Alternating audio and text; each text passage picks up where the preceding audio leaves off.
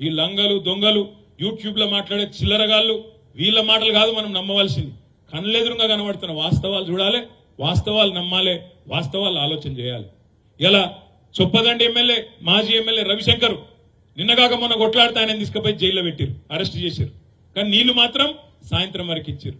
ఇక్కడ మన హరీష్ రావు గారు మీరు నీళ్లు ఇడుస్తారా మల్లన్న సాగర్లా, లేకపోతే సాయంత్రం పోయి మేము గేట్లు ఎత్తాలనా అంటే సాయంత్రం వరకే డబ్బుకుని పోయి మల్లన్న సాగర్ గేట్లు ఎత్తిండ్రు, నీళ్లు ఇడిసిండ్రు. అంటే దీని మతలబ్ ఏంది? నీళ్లుండి పంపులు నడిపే అవకాశం ఉండి కావాలని ఎండబెట్టినోడు ఎవడు? ఈ కాంగ్రెస్ వాడు కాదా? కాళేశ్వరం మీద బదనాం పెట్టాలే, కాళేశ్వరం నాశనం అయిందని చెప్పి కేసీఆర్ ను బదనాం చేసి ఆగం చేయాలని కేసీఆర్ మీద కోపంతోని లక్షల మంది రైతుల పొట్టగొట్టింది ఈ దిక్కుమాలిన కాంగ్రెస్ కాదా? మరి ఇది కాలం తెచ్చిన కరువా, కాంగ్రెస్ తెచ్చిన కరువా? ఆలోచించుండ్రి. ఇది బరాబర్ నేను చెప్తున్నా. ఇవాళ కాళేశ్వరం గనక వీళ్ళు చక్కగా నడిపి డిసెంబర్ 3 నాడే ఒకవేళ బాధ్యత తీసుకొని ఆ 2 పిల్లర్లను కూడా ఒక 2 నెలలు అవసరమైతే మొత్తం వ్యవస్థనంతా అక్కడనే పెట్టి ఆడికెళ్లే ముఖ్యమంత్రి కూడా పనిచేసి ఒక 2 నెలలు కింద కష్టపడితే ఇవాళ బ్రహ్మాండంగా ఒక 48-50 టీఎంసీల నీళ్లు ఒక్క ఎకరం పంట ఎండకుండా చూసుకునే సౌలత్ ఉంటుండే. కానీ ఆ ఆలోచన వీళ్ళకి లేదు, ఆ ఆలోచన లేదు. మీదికెళ్లి ఎజెండా కూడా ఇది కానే కాదు. వాళ్ళ ఉద్దేశం కేసీఆర్ బదనం కావాలి, బీఆర్ఎస్ ఖతం కావాలి, రాజకీయంగా వీని గుంజాలి వాని గుంజాలి, ఏదో ఒకటి చేసి ఆగం చేసి రాజకీయంగా మనుగడ సాధించాలి. ఈ ఒక్క ఆలోచన తప్ప ఇంకోటి లేదు. సరే రాజకీయం ఉంటది. ఇప్పుడే మా చెల్లెలు మాట్లాడింది, ఒకరు గెలవచ్చు ఒకరు ఓడచ్చు. మనిషి జీవితమే శాశ్వతం కాదు, అందరం చేస్తాం ఏదో ఒక రోజు. కానీ దానికోసం ఎంతో పెద్ద ఇక మొత్తం మిగతాయన్ని ఎక్కడో పెట్టాలి. కానీ మనం రాజకీయంగానే రోజు అవతలోని తిట్టాలి, నోటికొచ్చిన మాటలు మాట్లాడాలన్నట్టు చిల్లర వ్యవహారం చేయాల్సిన అవసరం లేదు.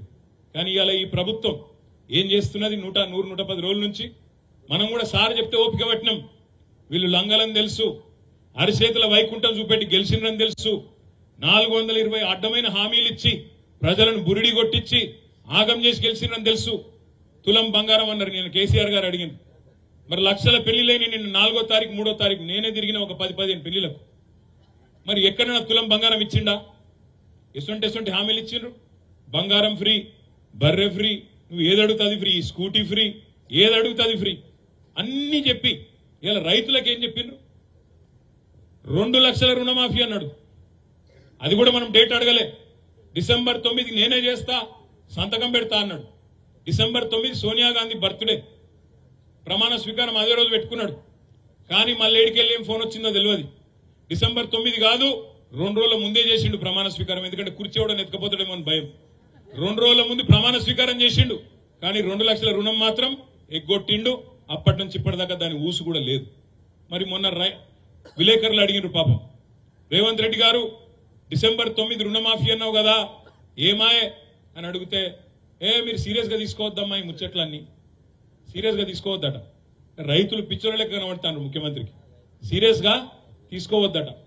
రుణమాఫీ చేయలేదు, ఇలా బ్యాంకులో ఏమో నోటీసులు పంపుతాను, రైతులు కడతావా సస్తవా, కడతావా సస్తవా అని చెప్పి మెడ మీద కత్తి పెట్టినట్టు బ్యాంకులు ఒక దిక్కు, ముఖ్యమంత్రి ఏమో సీరియస్ గా తీసుకోవద్ది ముచ్చట అంటాడు.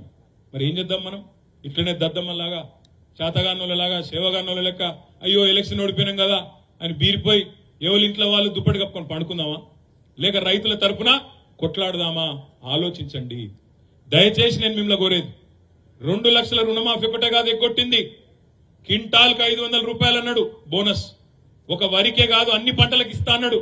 ఇప్పటి వరకు దాని మీద ఉలుకు లేదు పలుకు లేదు. కౌలు రైతులకు ఇస్తా అన్నాడు, పట్టదారులకే కాదు కౌలు రైతులకు కూడా ఇస్తా నేను రైతు బంధు అన్నాడు. దాని పేరు మార్చి రైతు భరోసా అన్నాడు. కేసీఆర్ 10,000 ఇస్తాడు, నేను రాగానే 15,000 ఇస్తా అన్నాడు. కానీ కేసీఆర్ చెప్పిన 10,000కే ఇంకా దిక్కులేదు. పడ్డాయా మొత్తం రైతు బంధు? ఇంతవరకు రైతు బంధే మొత్తం దిక్కులేని పరిస్థితి.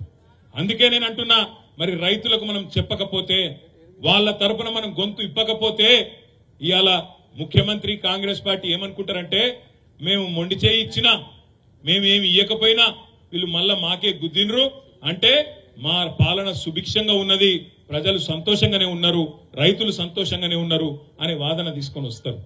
అందుకే మనం రైతులకు చెప్పాలి, ఎవరెవరికైతే 2 లక్షల రుణం మాఫీ అయిందో, ఎవరెవరికైతే 15,000 పడ్డాయో, ఎవరెవరికైతే 500 బోనస్ వచ్చిందో, ఎవరెవరికైతే కౌలు రైతులకు కూడా రైతు భరోసా వచ్చిందో, ఎవరెవరికైతే 24 గంటల కరెంట్ వచ్చిందో వాళ్ళు కాంగ్రెస్ కోటేయండి, మిగతా వాళ్ళు మాత్రం ఖచ్చితంగా బీఆర్ఎస్ కే ఓటేయండి అనే మాట రైతులకు చెప్పవలసిన బాధ్యత మన మీదనే ఉన్నది. మొన్న మాట్లాడింది మీరు చూసి ఉంటారు, కేసీఆర్ గారు మాట్లాడింది, నా ఎంటిక కూడా బీకలేరని మాజీ ముఖ్యమంత్రిగా మాట్లాడాడు.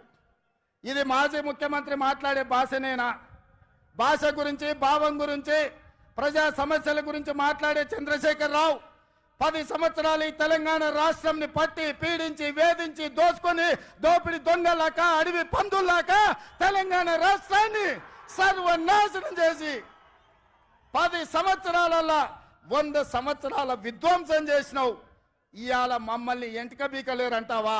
మా కాంగ్రెస్ పార్టీ కార్యకర్తలు అనుకుంటే నీ ముడ్డి మీద డ్రాయర్ కూడా ఉండదు పీకడం మొదలు పెడితే బిడ్డ. నువ్వు అనుకుంటున్నావేమో కాలు ఇరిగిందని, లేకపోతే కట్టెపట్టుకొని నడుస్తున్నా అని, కూతురు జైలుకు పోయిందని, అధికారం కోల్పోయిందని. కొంతకాలం మేము సంయమనం పాటించినాం. ఏ మనిషికైనా కష్టం వచ్చినప్పుడు మేము మానవత్వంతో మీ గురించి మాట్లాడకుండా మర్యాద పూర్వకంగా వ్యవహరించినాం. ఇవాళ నువ్వు అనుకుంటున్నావు నువ్వు ఏది పడితే అది మాట్లాడితే చూస్తూ ఊరుకుంటామని. చూస్తూ ఊరుకునేటోడు ఎవరు లేరు. నేను పెద్దలు జానారెడ్డి గారి లాగా కాదు, నేను రేవంత్ రెడ్డిని బిడ్డ. అంగిలాగు ఊడదీసి నువ్వు మాట్లాడే లత్కోర్ లఫంగ మాటలకు చెర్లపల్లి జైల్లో చిప్పకూడు తినిపిస్తా బిడ్డ. నువ్వు అనుకుంటున్నావేమో.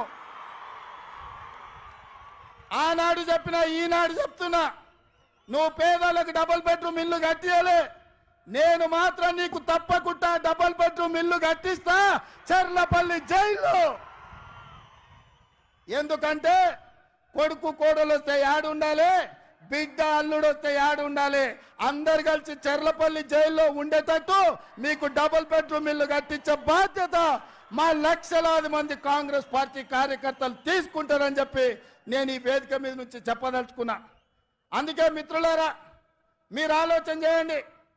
డిసెంబర్ 7 నాడు మనం అధికారం చేపట్టి డిసెంబర్ 9 నాడు ఆడబిడ్డల ఆర్టీసీలో ఉచిత ప్రయాణం, రాజీవ్ ఆరోగ్యశ్రీ ద్వారా ప్రతి పేదవాడికి 10 లక్షల రూపాయలు ఉచితంగా వైద్యాన్ని అందించే నిర్ణయాలు తీసుకున్నాం. ఇదే కాదు, మా మిత్రుడు పెద్దలు పట్టి విక్రమార్క గారు ఆర్థిక సమస్యలు, రాష్ట్రం సంక్షోభంలో ఉంటే, జీతభత్యాలు ఇవ్వలేని పరిస్థితిలో రాష్ట్రం ఉంటే ప్రభుత్వ ఉద్యోగులకు అదేవిధంగా పెన్షన్దారులకు 1వ తారీఖు నాడు జీతభత్యాలు ఇచ్చి రాష్ట్ర ఆర్థిక పరిస్థితిని గాడిలో పెట్టిండు. ఇదే కాదు, ఆడబిడ్డలను దృష్టిలో పెట్టుకొని కట్టెల పొయ్యితోని కన్నీళ్లతోని ఆడబిడ్డలు కష్టపడుతుంటే వాళ్ళ కన్నీళ్లు తూడవడానికి సోనియమ్మ మాట ప్రకారం 500 రూపాయలకే ఆడబిడ్డలకు సిలిండర్ ఇచ్చి ఆడబిడ్డల కష్టాలు తీర్చినాం. అదే కాదు, పేదవాళ్లకు ఇంటింటికి ఉచితంగా 200 యూనిట్ల పథకాన్ని అమలు చేసి నిరూపించినాం. ఇదే కాదు, ఇవాళ చంద్రశేఖర్ రావు గారిని నేను అడుగుతున్నా, ఆనాడు పల్లెల్లో, తండాలలో, గూడాలలో ఇందిరమ్మ ఇండ్లు 25 లక్షలు మేము కట్టించినాం. మా కోమటిరెడ్డి ఎంకన్నా చెప్తున్నాడు ఇందిరమ్మ ఇండ్ల గురించి నువ్వు చెప్పాలి అని.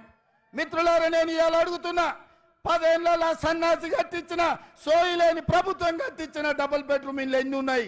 ఇవాళ మనం 4.5 లక్షల ఇందిరమ్మ ఇండ్లు 22,500 కోట్లతో ఖమ్మం జిల్లాలో మిత్రుడు పొంగులేటి శ్రీనివాసరెడ్డి ఆ శాఖలో మనం పనులు ప్రారంభించుకున్నాం.